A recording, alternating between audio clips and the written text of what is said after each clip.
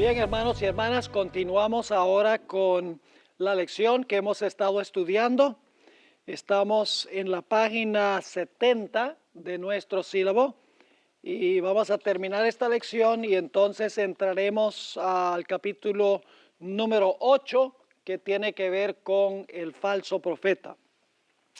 Cuando tomamos nuestro receso, estábamos hablando sobre el deseo de introducir un currículo religioso en las escuelas públicas, que sería inconstitucional, específicamente si se trata de introducir un currículo cristiano, porque hay muchos en el país que no son cristianos. Eso sería establecer religión que prohíbe terminantemente la Constitución. También estábamos viendo que se iba a vincular la ley dominical con buenas causas. Creo que no leímos esta cita del Conflicto de los Siglos, página 574. Vamos a leerla aquí en la mitad de la página número 70. En dicho país, la obra de la temperancia, que es una de las reformas morales más importantes, hablando de los Estados Unidos, va a menudo combinada con el movimiento en favor del domingo. Y los defensores de este actúan como si estuviesen trabajando para promover los más altos intereses de la sociedad. De suerte que los que se nieguen a unirse con ellos son denunciados como enemigos de la temperancia y de las reformas. ¿Están entendiendo lo que están diciendo? Es decir, están a favor de una ley dominical y de otras causas que son buenas, y si uno no se une a las causas buenas, entonces dicen que uno está en contra de la moral. Sigue diciendo, pero la circunstancia de que un movimiento encaminado a establecer un error esté ligado con una obra buena en sí misma, no es un argumento en favor del error. Podemos encubrir un veneno mezclándolo con un alimento sano, pero no por eso cambiamos su naturaleza. Por el contrario, lo hacemos más peligroso, pues se lo tomará con menos recelo. Una de las trampas de Satanás consiste en mezclar con el error una porción suficiente de verdad para cohonestar aquel. Los líderes del movimiento en favor del domingo pueden propagar reformas que el pueblo necesita, principios que estén en armonía con la Biblia. Pero mientras mezclen con ellas algún requisito en pugna con la ley de Dios, los siervos de Dios no pueden unirse a ellos. ¿Está claro eso? Así que va a haber muchas buenas causas. Por ejemplo, ¿es una buena causa defender el matrimonio tradicional entre un hombre y una mujer? Pero ¿qué tal si esa causa se vincula con imponer el domingo como día de reposo? Ahí tenemos una causa buena combinada con una causa mala. No podemos unirnos a ellos. Porque si nos unimos a ellos, la gente va a pensar que estamos a favor de los dos puntos que ellos están defendiendo. Ahora, finalmente dice la hermana White que se le va a culpar al pueblo de Dios por todos los males que existen. Esto siempre ha sido el caso a través de la historia. Noten esta cita en el Conflicto de los Siglos, página 578. Los que honran el sábado de la Biblia serán denunciados como enemigos de la ley y del orden, como quebrantadores de las restricciones morales de la sociedad y por lo tanto causantes de ¿qué? De anarquía y corrupción que atraen sobre la tierra los altos juicios de Dios. ¿De qué se le va a echar la culpa al pueblo de Dios? De que todo lo que está pasando, la moral, el decaimiento de la moral en la sociedad, etcétera, se debe a el pueblo de Dios. Sigue diciendo, sus escrúpulos de conciencia serán presentados como obstinación, terquedad y rebeldía contra la autoridad. Serán acusados de deslealtad hacia el gobierno. Los ministros que niegan la obligación de observar la ley divina predicarán desde el púlpito que hay que obedecer a las autoridades civiles porque fueron instituidas por Dios. En las asambleas legislativas y en los tribunales se calumniará y condenará a los que guardan los mandamientos, se falsearán sus palabras y se atribuirán a sus móviles las peores intenciones. También la hermana White dice que se va a hacer un intento de enmendar la Constitución de los Estados Unidos.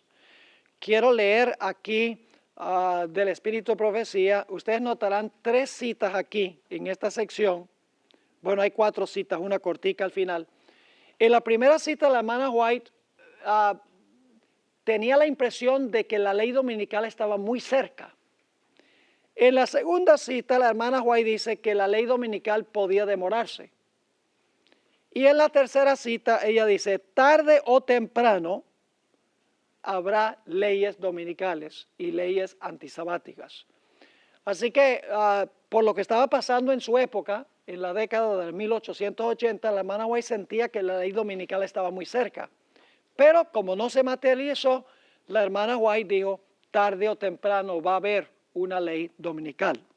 Fíjense lo que dice en el tomo 5 de los Testimonios, página 665. Una gran crisis aguarda al pueblo de Dios. Una crisis aguarda al mundo. La lucha más portentosa de todas las edades está por producirse. Acontecimientos que durante más de 40 años nosotros, basados en la autoridad de la palabra profética, hemos declarado inminentes, se están cumpliendo ante nuestros ojos. Ya se ha urgido a los legisladores de la nación a estudiar la cuestión de una enmienda de la Constitución para restringir la libertad de conciencia. Ha llegado a ser de interés e importancia nacional la cuestión de imponer la observancia del domingo. Bien sabemos cuál será el resultado de este movimiento. Así que para la hermana White, el movimiento de reforma nacional de aquella época era una señal de que la ley dominical iba a venir muy pronto. En la siguiente cita, Eventos de los Últimos Días, 128 y 129, dice la sierva del Señor, el movimiento dominical está avanzando en la oscuridad. Los líderes encubren el verdadero problema y muchos que se unen al movimiento no ven dónde tiende la corriente oculta. Están trabajando a ciegas. No ven que si un gobierno protestante sacrifica los principios que lo han hecho una nación libre e independiente y mediante leyes incorpora en la Constitución principios que propagarán las falsedades y los engaños papales, se hundirán en los horrores del romanismo de la Edad Oscura. Una vez más, la hermana White dice, el movimiento dominical está obrando en la oscuridad, está trabajando a ciegas, está hablando del movimiento de reforma nacional en la década de los 1880. Para ella, eso era evidencia de que era algo inminente. En ese momento, la hermana White posiblemente no sabía que la ley no iba a emitirse en ese tiempo. Así que ella escribió en el tomo 5 de los Testimonios, página 668, dice, puede ser que un momento de respiro sea concedido todavía al pueblo de Dios para que se despierte y deje brillar su luz. Es decir, ella dice, esto se ve muy inminente, que va a pasar ahora mismo. Pero luego dice, puede ser que un momento de respiro sea concedido todavía al pueblo de Dios para que se despierte y deje brillar su luz. Si la presencia de 10 justos habría salvado a las ciudades impías de la llanura, ¿no será posible que Dios, en respuesta a las oraciones de su pueblo, refrene las obras de los que están anulando su ley? ¿No humillaremos nuestro corazón en gran manera delante de Dios e intercederemos con Él para que revele su gran poder? Fíjense que aquí el tono de la hermana White puede ser que Dios, ¿qué? Puede ser que Dios nos dé un tiempo de demora para que podamos dejar brillar nuestra luz. Así que ella no, y eso está en el mismo capítulo del tomo 5 de los Testimonios, y ese capítulo habla del movimiento de reforma nacional en los 1880. Así que la hermana White no está diciendo terminantemente que la ley dominical iba a ser en ese tiempo. habla como algo muy serio el movimiento de esa época, pero luego dice, puede ser que Dios nos dé un tiempo de respiro. Y Dios nos ha dado un tiempo de respiro, porque eso sucedió hace más de 120 años y aquí todavía estamos. Ahora, en la última cita, la hermana White, esto es en 1905, después que pasó el agite sobre la ley dominical, dice, tarde o temprano, las leyes dominicales serán ¿qué? Serán promulgadas. Es decir, ella dice, si no se da eso ahora, si Dios nos da un tiempo de respiro, tengan por cierto que tarde o temprano habrá leyes dominicales. Porque Satanás odia el sábado. ¿Por qué es que Satanás odia tanto el sábado? Porque el sábado nos muestra quién es el verdadero Dios, el Creador. Si el diablo conservara el sábado, todo el mundo diría, bueno, el sábado nos apunta hacia Dios, el verdadero Creador, así que este tiene que ser un impostor. Así que Satanás tiene que implementar la señal de Él, una señal que Él creó, porque el sábado fue creado por Dios. Cuando guardamos el sábado, reconocemos al verdadero Dios. Satanás dice, no me conviene eso. Entonces yo voy a inventar un día que atraiga la atención a mí y atraiga la atención al poder que cambió el día de reposo del sábado al domingo. Ahora, la hermana White también dice que habrá leyes antisabáticas. No solo leyes dominicales, sino leyes antisabáticas. Note esta cita en Maranata, página 175. En la actualidad, la observancia del domingo no es una prueba, es decir, no es una prueba de nuestra fe, según dice ella.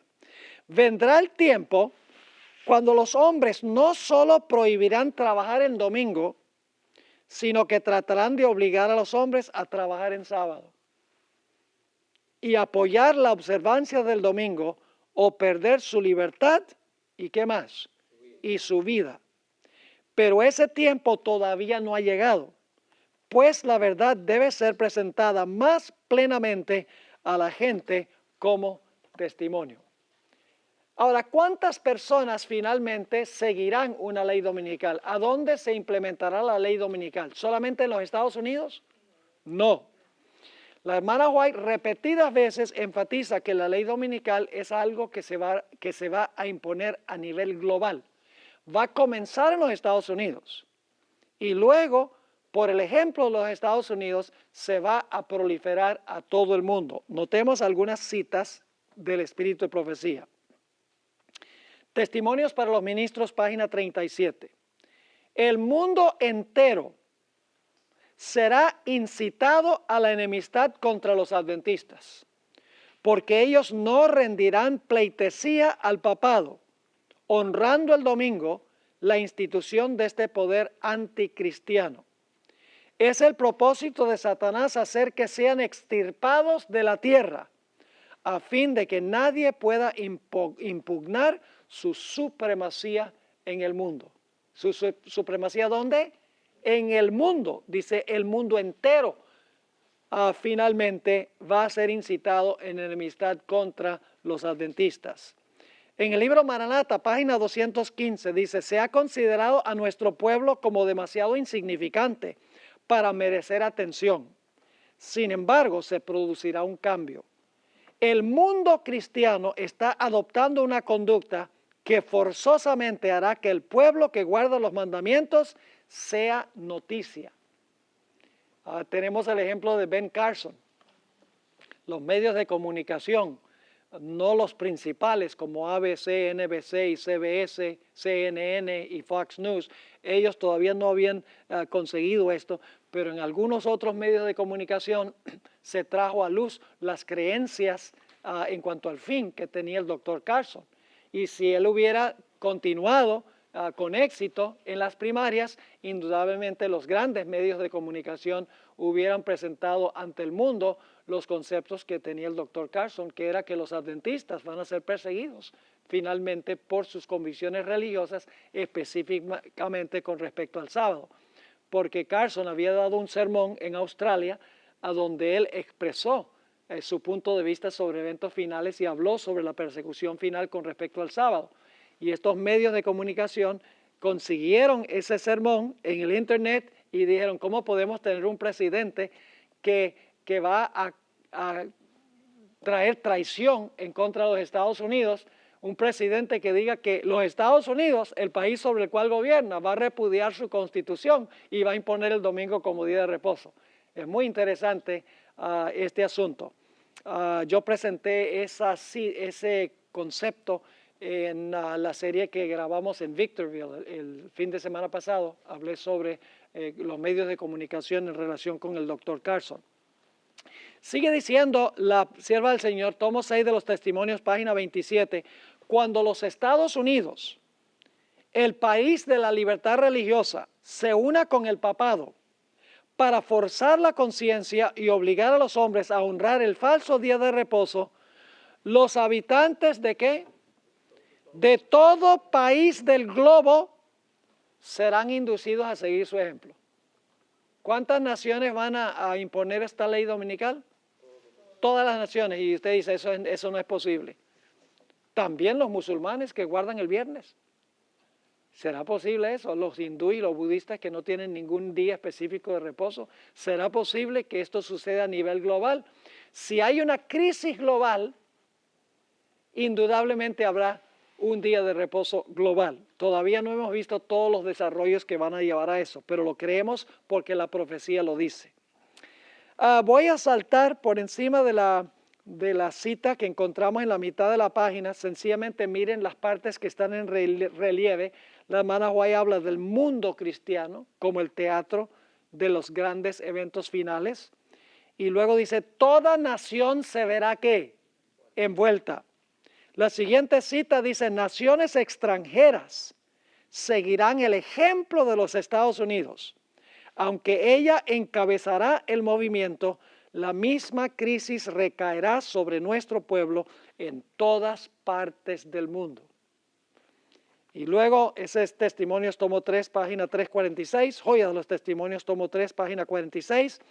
Y luego, Mensajes Selectos, tomo 3, página 489 y 490, dice, hablando de los que van a imponer la ley dominical, declaraban que ellos tenían la verdad, que los milagros sucedían entre ellos, que los ángeles del cielo hablaban y caminaban con ellos, que entre ellos se hacían con gran poder señales y prodigios, y que este era el milenio temporal que habían estado esperando por tanto tiempo.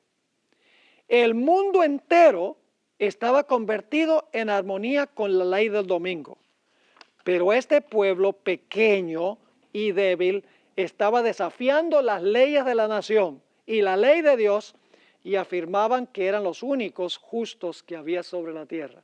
Es decir, hay un pequeño remanente que dice que no vamos a seguir esta ley y el mundo entero dice que iba a estar en contra de ellos. Así que esta crisis no solo va a ser en los Estados Unidos, va a comenzar acá, pero luego se va a extender a todo el planeta.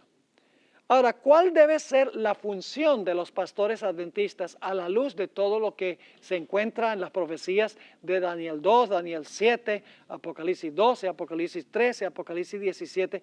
¿Cuál es la responsabilidad de los ministros adventistas en este tiempo? Hay esta cita muy significativa, Joya de los Testimonios, tomo 2, página 322. Está hablando nuevamente del movimiento de reforma nacional, lo que ocurrió en la década de los 1880.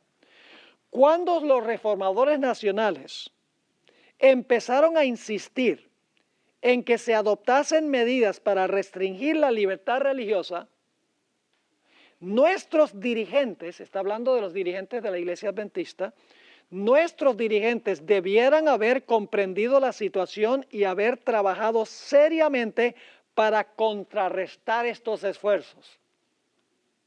¿Qué deberían haber hecho los líderes de la iglesia? Hacer todo lo posible para contrarrestar los esfuerzos del movimiento Reforma Nacional. Sigue diciendo, no concuerda con la orden de Dios que nuestro pueblo haya sido privado de la luz. ¿Quiénes estaban siendo privados de la luz? El propio pueblo de Dios. Es decir, no se estaba diciendo nada sobre eso entre el pueblo. No concuerda con la orden de Dios que nuestro pueblo haya sido privado de la luz, la verdad presente que necesita para este tiempo. No todos nuestros ministros que están dando el mensaje del tercer ángel comprenden realmente lo que constituye este mensaje. El movimiento de reforma nacional ha sido considerado por algunos como de tan poca importancia que no merece mucha atención, y hasta les ha parecido que si se la dedicasen estarían ocupando su tiempo en cuestiones ajenas al mensaje del tercer ángel. El Señor perdone a nuestros hermanos por haber interpretado así el mensaje destinado para este tiempo. ¿Qué debemos estar predicando en este tiempo cuando el papado está creciendo, cuando el protestantismo se está acercando al papado, cuando el Papa está hablando de la necesidad de que el domingo sea un día familiar, un día para descansar el planeta, un día para que los pobres puedan disfrutar de un reposo del trajín del trabajo? ¿Qué deberíamos estar predicando nosotros ahora? La verdad presente, dice el Espíritu de Profecía. El tomo 5 de los Testimonios, página 669, dice la sierva del Señor: el pueblo necesita ser despertado en cuanto a los peligros del tiempo presente. Los vigías están ¿qué? Dormidos. Estamos atrasados en años. Así que nosotros debemos estar proclamando este mensaje al mundo. Ahora, quiero leer una última cita que se encuentra en el Deseado de todas las gentes, página 470. Y la pregunta es: ¿qué tiene de malo que la iglesia use el poder civil? ¿Qué tiene de malo que la iglesia se una con el Estado para que el Estado entonces imponga por ley las observancias religiosas de la iglesia? Vamos a leer esta cita muy significativa del Espíritu de Profecía. Dice la sierva del Señor: pero hoy hay en el mundo religioso multitudes que creen estar trabajando para el establecimiento del reino de Cristo como dominio temporal y terrenal. Desean hacer de nuestro Señor el rey de los reinos de este mundo, el gobernante de sus tribunales y campamentos, de sus asambleas legislativas, sus palacios y plazas. Esperan que reine por medio de promulgaciones legales, impuestas por autoridad humana. Como Cristo no está aquí en persona, ellos mismos quieren obrar en su lugar, ejecutando las leyes de su reino. El establecimiento de un reino tal es lo que los judíos deseaban en los días de Cristo. Habrían recibido a Jesús si Él hubiese estado dispuesto a establecer un dominio temporal, a imponer lo que consideraban como leyes de Dios y hacerlos los expositores de su voluntad y los agentes de su autoridad. Pero Él dijo: mi reino no es de este mundo. No quiso aceptar el trono terrenal.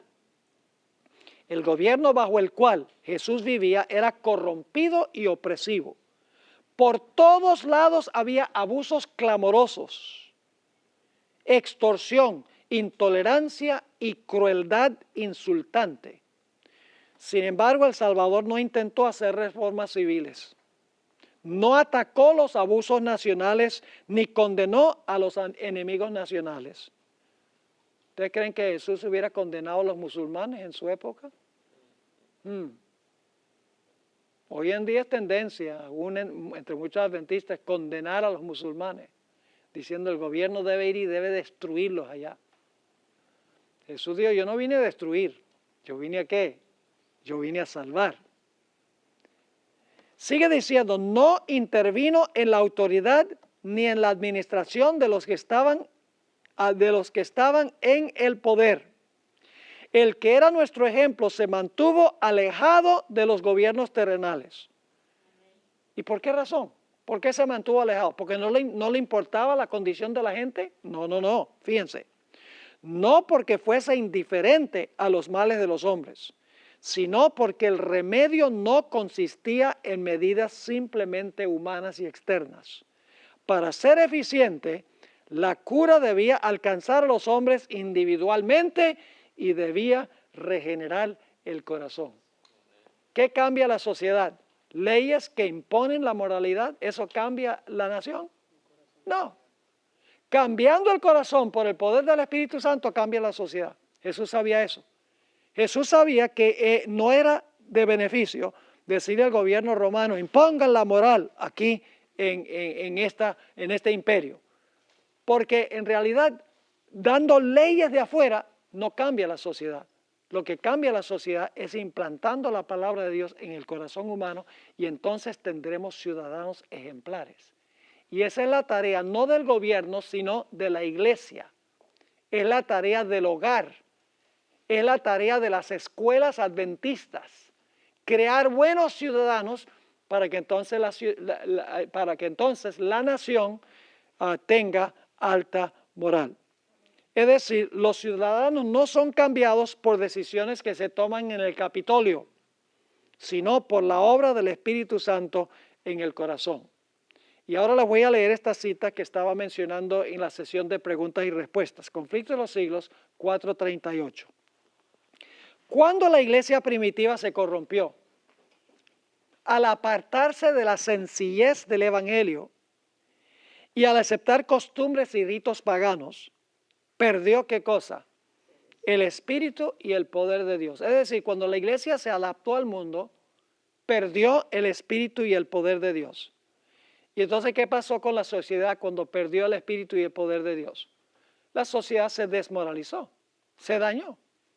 ¿Y cuál era la solución? ¿Qué adoptaron ellos como la solución? Dice aquí, y para dominar las conciencias, buscó el apoyo del poder civil. Es decir, la iglesia no hizo lo que debía haber hecho y entonces dice al poder civil, arreglen ustedes lo que nosotros dañamos. Sigue diciendo, el resultado fue el papado. Es decir, una iglesia que dominaba el poder del Estado y se servía de él para promover sus propios fines y especialmente para extirpar la herejía. Para que los Estados Unidos formen una imagen de la bestia, el poder religioso debe dominar de tal manera al gobierno civil que la autoridad del Estado sea empleada también por la iglesia para cumplir sus fines. Así que ese es el panorama de eventos finales del Espíritu de Profecía. Quiero mencionarles que la base bíblica para esto se encuentra en el estudio que hicimos de Ancla, que se llama Impacto Profético. Es una serie de 12 temas, algunos de ustedes estuvieron aquí, a donde yo trazo bíblicamente Daniel 2, Daniel 7, Apocalipsis 12, Apocalipsis 13 y Apocalipsis 17, que forma la base bíblica para todo lo que hemos visto en el Espíritu de Profecía. La Biblia y el Espíritu de Profecía compaginan, están en armonía, no están en conflicto. Sencillamente presenté este panorama del Espíritu de Profecía para que pudieran ver cómo van a desarrollarse los eventos finales. Y ya hemos visto que esto sucedió en la década de los 1880 y también muchos de los elementos surgieron de nuevo en la década de los 1980, los 1990 y principios de la década del 2000. Es decir, la hermana White no está especulando, esto ya ha ocurrido 2 veces en la historia y no cabe duda de que finalmente va a surgir de nuevo y cuando surja de nuevo ya no va a haber un periodo de receso o un periodo de reposo o descanso, ya se van a desencadenar todos los eventos finales. Ahora vamos a la página 91 de nuestro sílabo y vamos a hablar de Mateo 24 y el falso profeta. Mateo 24 y el falso profeta. Y como hemos hecho antes, vamos a seguir bastante de cerca esta lección, que es una lección supremamente importante. Ustedes recuerdan que en Mateo 24 se mencionan falsos profetas en 2 contextos, ¿verdad? En los versículos 4 y 5 el Señor Jesucristo habla de falsos profetas y luego entonces más adelante en conexión con la abominación asoladora nuevamente habla de falsos profetas. Entonces necesitamos entender qué clase de falsos profetas existieron en aquella época para entender qué clase de falsos profetas existirán al final de la historia. Así que vamos a estudiar esta lección. Generalmente cuando oímos hablar de falsos profetas, creemos que son personas desquiciadas, como David Koresh o Jim Jones, o profetas seculares que predicen erróneamente el futuro, profetas tales como Gene Dixon o Walter Mercado.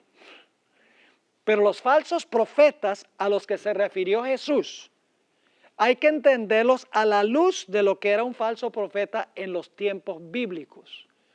Es decir, los falsos profetas de Mateo 24 no son gente secular que predice con quién se va a casar Brad Pitt o con quién se va a casar un artista de Hollywood o a qué presidente van a asesinar. Esos no son los eventos que predicen los falsos profetas que se encuentran en Mateo, el capítulo 24.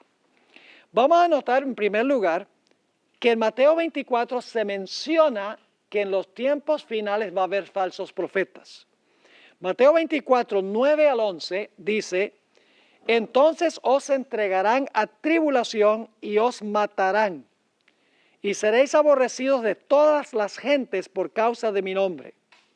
Muchos tropezarán entonces. Fíjese que cuando viene la persecución, muchos van a tropezar, zarandeados, van a salir, van a abandonar la fe. Y dice, y se entregarán unos a otros, es decir, nuestros amigos se tornarán enemigos. Y unos a otros se aborrecerán. Y fíjense lo que dice, y muchos falsos profetas se levantarán y ¿qué? Y engañarán a muchos. En relación con la destrucción de Jerusalén, ¿hubo falsos profetas? ¿Cómo no? Noten Mateo 24, 24.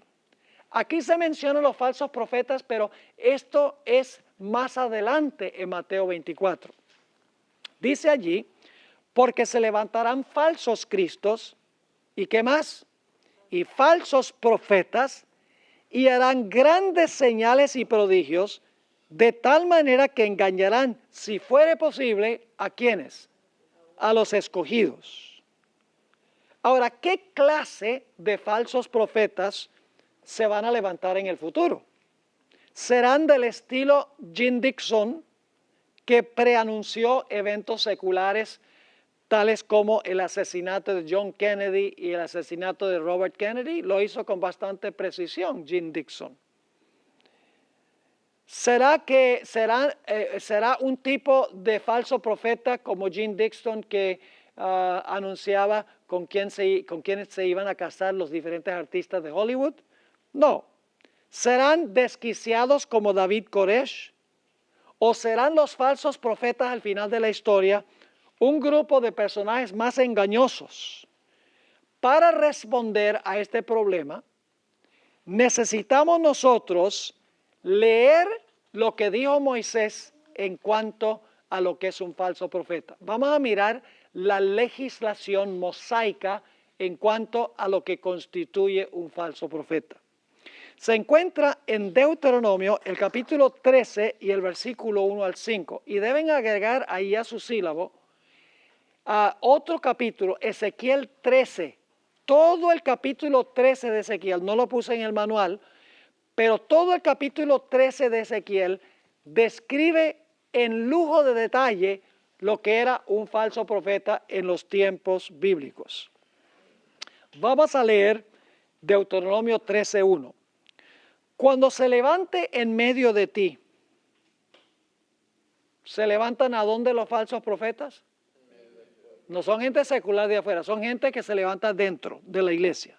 Cuando se levantare en medio de ti, profeta o soñador de sueños, y te anunciare ¿qué cosa? Señal o prodigios. ¿Qué hacen los falsos profetas? Señales y prodigios. ¿Leímos eso en Mateo 24? ¿Cómo no? Hay una conexión entre la legislación mosaica y lo que es un falso profeta. Ahora dice, y te anunciare señal o prodigios, y se cumpliere la señal o prodigio que él te anunció. Es decir, se hace señales y prodigios, pero ahora fíjense lo que enseña. ¿Qué es lo importante? ¿En la señal y el prodigio o lo que enseña el profeta? Lo que enseña determina si es verdadero o falso. no la señal o el prodigio. Ahora, ¿qué dicen los falsos profetas? Vamos en pos de ¿qué? De dioses ajenos. ¿Qué hace el falso profeta? Dice que la gente vaya en pos de ¿qué? Dioses ajenos. Y luego yo agregué aquí entre corchetes Daniel 11, donde habla de que el rey del norte dice que sirve a un Dios extraño que no conocieron sus padres. Yo pregunto, ¿el Dios de la iglesia romana hoy es el mismo Dios que servía Pedro, Juan y los apóstoles? ¿O es un Dios completamente distinto? Es un Dios distinto. Profesan servir al Dios de los apóstoles, pero sirven un Dios completamente diferente. Ahora, sigue diciendo aquí, vamos en pos de dioses ajenos que no conociste y sirvámosles. No darás oído a las palabras de tal profeta, ni al soñador de sueños, porque Jehová vuestro Dios os está probando para saber si, ahora fíjense lo que va a hacer el verdadero profeta, si amáis a Jehová vuestro Dios con todo vuestro corazón y con toda vuestra alma. Y luego dice, en pos de Jehová vuestro Dios, hay varios sinónimos ahora, andaréis, a él temeréis, guardaréis sus mandamientos. Fíjense qué interesante, Apocalipsis dice que hay un grupo que guardan los mandamientos. Así que dice, guardaréis sus mandamientos, escucharéis su voz, a él serviréis y a él seguiréis. ¿Ven los sinónimos? Fíjense, se explica de diferentes formas.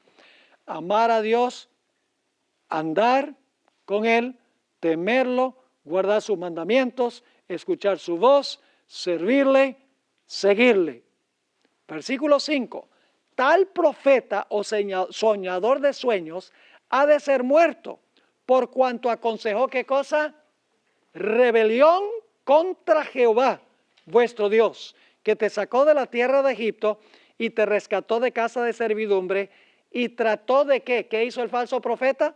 Trató de apartarte del camino por el cual Jehová tu Dios te mandó que anduvieses, y así quitarás al mal de en medio de ti. ¿Están captando la característica de un profeta falso y de lo que es un profeta verdadero?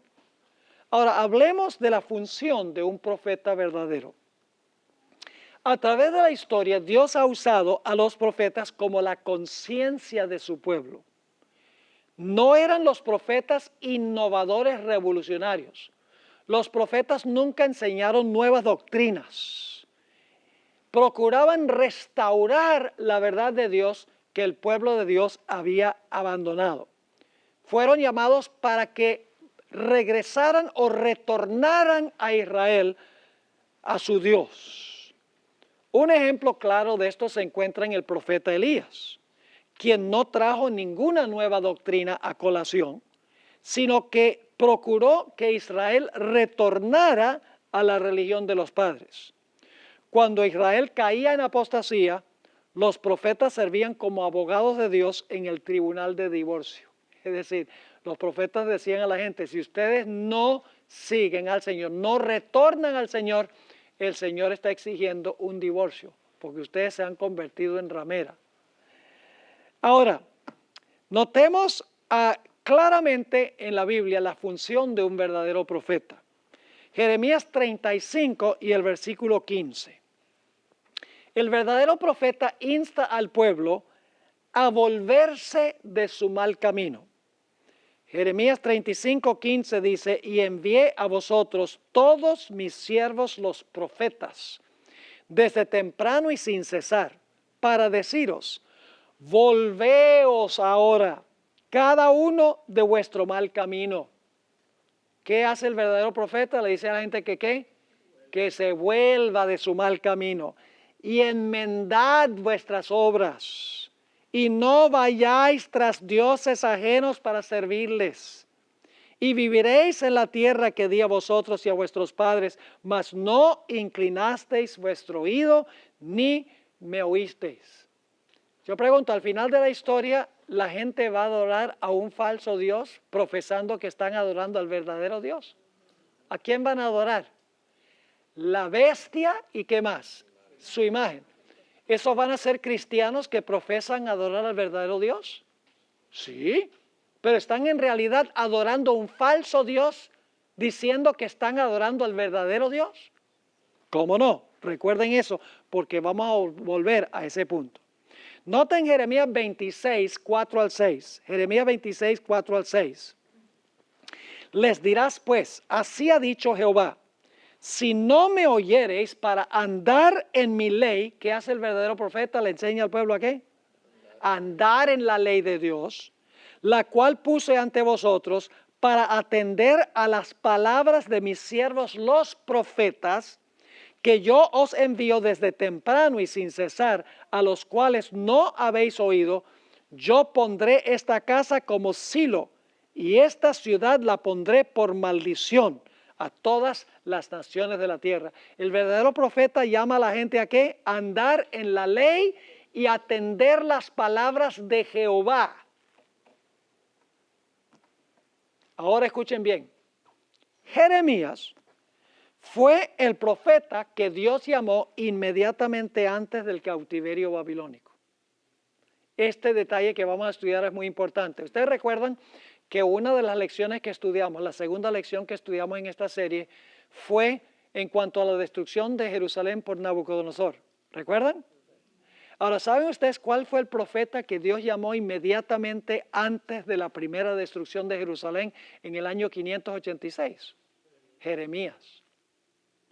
Yo pregunto, en los días de Jeremías, ¿se levantaron también falsos profetas para tratar de contrarrestar la obra de Jeremías?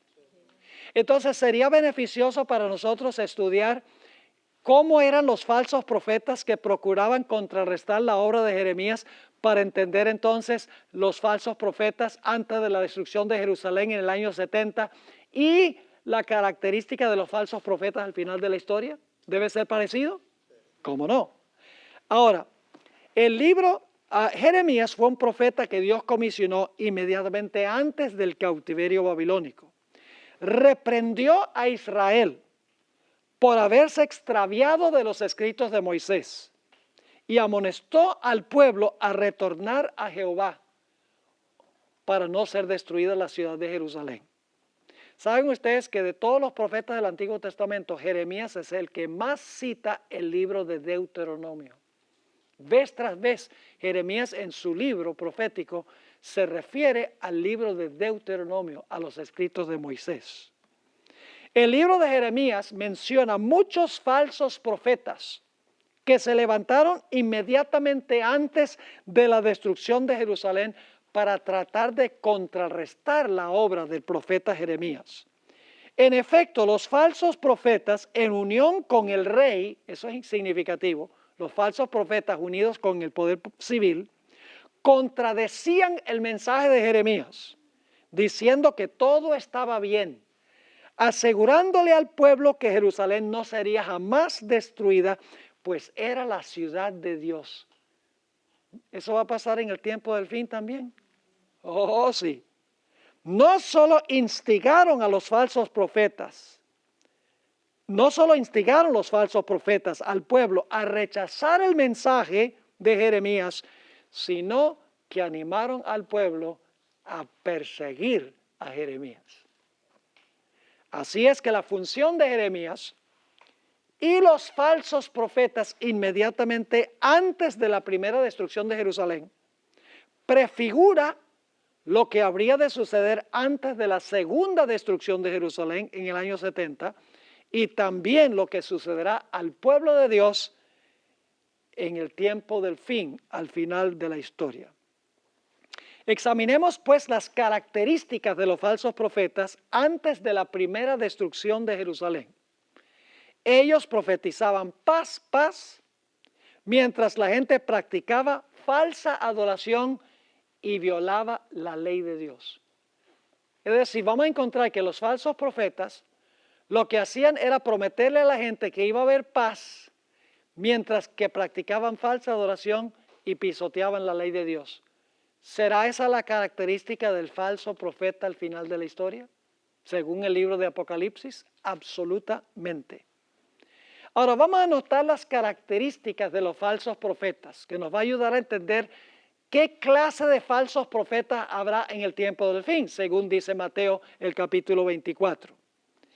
Isaías 28:7 nos dice que uno de los problemas de los falsos profetas es que bebían vino, que entorpecía su capacidad de distinguir entre lo santo y lo común.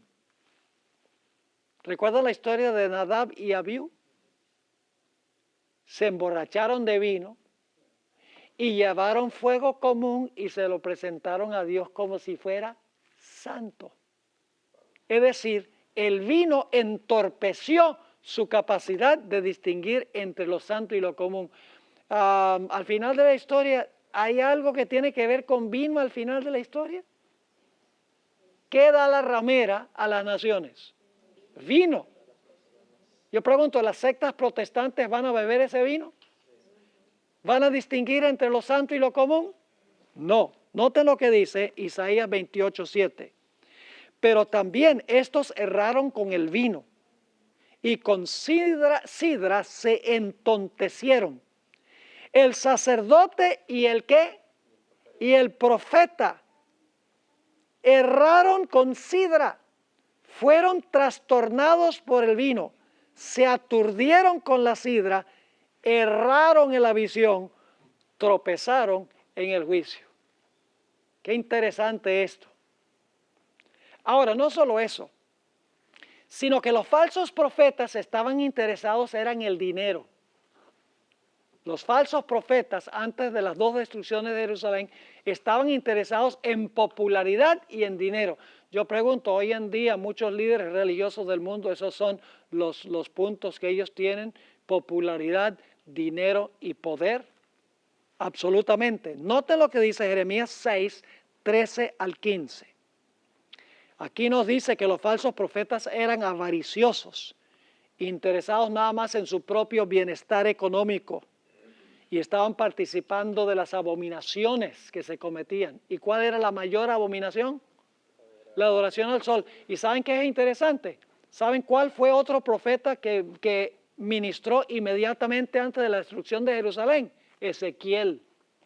Y ahí es que se menciona el hecho de que los líderes estaban arrodillados con la espalda al templo y estaban adorando el sol. Ahora fíjense lo que dice Jeremías 6, 13 al 15.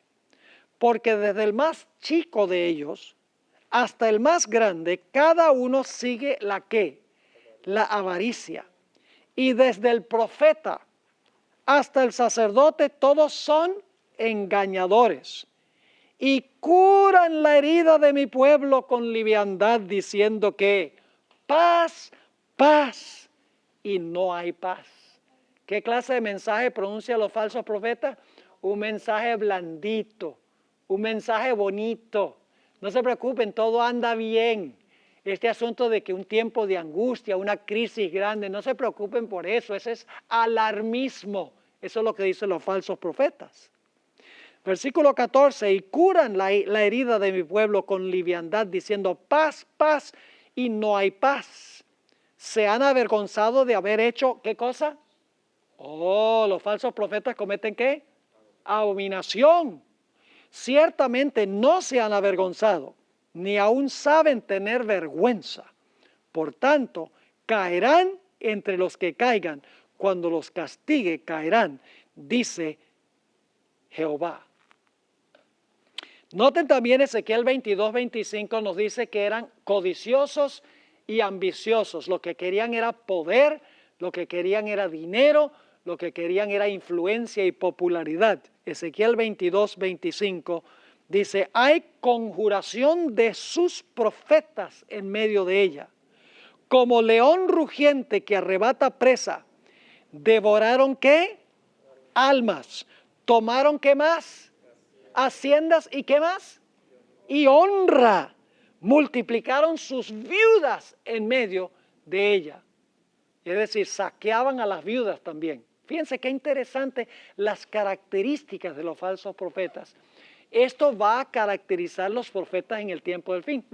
Cuando Mateo menciona falsos profetas, no podemos quedarnos solo en Mateo 24, porque Mateo 24 es parte del contexto total de la Biblia. tenemos que entender cómo define la Biblia falsos profetas, cuáles son sus características, y entonces vamos a saber qué clase de falsos profetas va a haber en el tiempo del fin y hubo antes de la destrucción de Jerusalén en el año 70. Ahora, otra característica es que los falsos profetas profetizaban paz, pero en desobediencia a Dios. ¿Eso va a pasar al final de la historia? ¿Paz en desobediencia? ¿Cómo no? Jeremías 23 y el versículo 17, y ahí tienen también 1 Reyes 22:8, si lo quieren buscar, dice lo siguiente: dicen atrevidamente a los que me irritan, Jehová dijo, paz tendréis. Y a cualquiera que anda tras la obstinación de su corazón, dicen, no vendrá mal sobre vosotros. Confirman a los impíos en su desobediencia, los falsos profetas. Encontramos aquí también en el Espíritu de Profecía, Review and Herald, noviembre 26, 1861, multitudes de maestros profetizan ¿qué? Cosas suaves. No ven causa alguna para alarmarse de la condición actual del profeso pueblo de Dios. El pueblo está dormido y los maestros, ¿qué cosa? Lo están también. Claman paz, paz. Y la multitud cree su informe y están tranquilos. ¿Está pasando eso posiblemente inclusive en nuestra propia iglesia? Es una pregunta que debemos hacernos, porque este no es tiempo de paz, mis hermanos y hermanas. Con lo que está pasando en el mundo, hay que clamar con voz en cuello. El clamor de Apocalipsis, el capítulo 18. Ahora, los falsos profetas profesaban hablar en nombre de ¿quién? En nombre de Dios. Estos no son profetas seculares que no profesaban religión, gente como Walter Mercado, no. Estos son gente que decían, nosotros somos fieles seguidores de Dios y hablamos es en nombre de Dios. Noten lo que dice Jeremías 14, 13 al 16. Y yo dije, Señor Jehová, he aquí que los profetas les dicen, no veréis espada, ni habrá hambre entre vosotros, sino que en este lugar os daré paz verdadera. Eso decían los profetas antes de la destrucción de Jerusalén en el año 70. Ya lo vimos, lo dijo Josefo. Me dijo entonces Jehová, falsamente profetizan los profetas ¿cómo? En mi nombre. No los envié, ni les mandé, ni les hablé. Visión mentirosa, adivinación, vanidad y engaño de su corazón os profetizan. Por tanto, así ha dicho Jehová sobre los profetas que profetizan en mi nombre, los cuales yo no envié, y que dicen, ni espada ni hambre habrá en esta tierra, con espada y hambre y con hambre serán consumidos esos profetas. Y el pueblo a quien profetizan será echado en las calles de Jerusalén por hambre y por espada, y no habrá quien los entierre a ellos, a sus mujeres, a sus hijos y a sus hijas, y sobre ellos derramaré su maldad. ¿Pasó eso en la destrucción de Jerusalén por Nabucodonosor? Exactamente eso pasó. En Jeremías 27, 9 y 10 y los versículos 14 y 15 encontramos la misma idea. Hablaban en nombre de Jehová. Dice allí, y vosotros no prestéis oído a vuestros profetas, ni a vuestros adivinos, ni a vuestros soñadores, ni a vuestros agoreros, ni a vuestros encantadores que os hablan diciendo, no serviréis al rey de Babilonia. Lo mismo decían en el año 70, los romanos no van a tomar esta ciudad. Al final de la historia van a decir, no se preocupen que nada va a pasar con esta nación. Van a decir exactamente lo mismo. Sigue diciendo, porque ellos os profetizan mentira, para haceros alejar de vuestra tierra y para que yo os arroje y perezcáis. No oigáis las palabras de los profetas que os hablan diciendo, no serviréis al rey de Babilonia, porque os profetizan mentira. Porque yo no los envié, dice Jehová, y ellos profetizan como falsamente en mi nombre, para que yo os arroje y perezcáis vosotros y los profetas que os profetizan. Un texto más, Jeremías 29, 8 y 9, porque así ha dicho Jehová de los ejércitos, Dios de Israel. No os engañen vuestros profetas que están entre vosotros, ni vuestros adivinos, ni atendáis a los sueños que soñáis, porque falsamente os profetizan ellos como en mi nombre. No los envié, ha dicho Jehová. Otra característica es que fortalecían al impío, ayudaban al impío y perseguían al que era justo. Jeremías 23, 14 dice, y en los profetas de Jerusalén he visto torpezas. ¿Qué hacían estos profetas? ¿Cometían qué? Adulterios y andaban en mentiras y fortalecían las manos ¿de quiénes? De los malos, para que ninguno se convirtiese de su maldad. Me fueron todos ellos como Sodoma y sus moradores como Gomorra. Ahora, casi se acaba el tiempo de esta clase, así que voy nada más a mencionar algo y continuaremos con estas citas de Jeremías en nuestra próxima clase, pero nada más le menciono esto. Vienen a veces personas a una campaña evangelística adventista y oyen la predicación sobre el sábado, que el sábado es el día de reposo. ¿Qué es lo que hacen inmediatamente después de la reunión? Van y hablan con su pastor o con su sacerdote. Y dicen, he ido a estas reuniones y en las reuniones me han mostrado de la Biblia que el sábado es el día de reposo. ¿Y qué dicen los ministros, los sacerdotes? No se preocupe, esos son adventistas, esos son alarmistas.